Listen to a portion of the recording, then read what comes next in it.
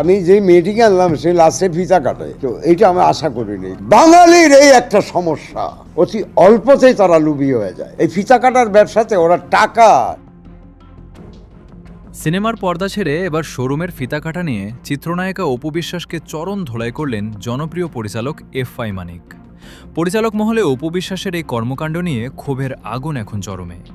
FI মানিক একেবারে স্পষ্ট ভাষায় আক্রমণ করে বলেছেন, সিনেমার নায়িকা বানিয়ে যিনি অপু বিশ্বাসের ক্যারিয়ার গড়ে দিয়েছিলেন, সেই সম্মানিত নায়িকার এখন ফিতা কেটে বেড়ানো দেখে তার চোখে এটি চরম অসম্মানের বলে মনে হচ্ছে।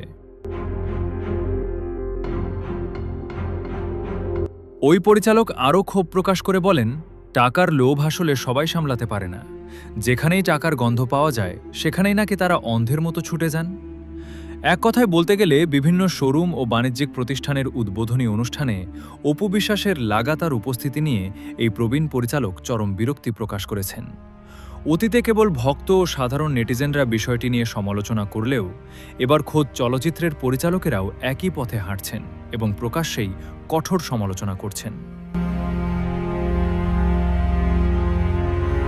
প্রশ্ন উঠেছে, একজন প্রথম সারির সিনেমার নায়িকা হয়ে যখন এভাবে যত্রতত্র ফিতা কাটার প্রতিযোগিতায় নামতে হয়, তখন কি তার দীর্ঘদিনের গড়া স্টারডম বা সেলিব্রিটি ইমেজ প্রশ্নবিদ্ধ হয় না? পরিচালকদের এমন কঠোর অবস্থানের পর এখন বড় প্রশ্ন তৈরি হয়েছে যে, রূপালী পর্দার গ্ল্যামার ধরে রাখার চেয়ে কি তবে কমার্শিয়াল প্রমোশন বা টিকি প্রদানই এখন প্রধান লক্ষ্য হয়ে দাঁড়িয়েছে অপু বিশ্বাসের কাছে?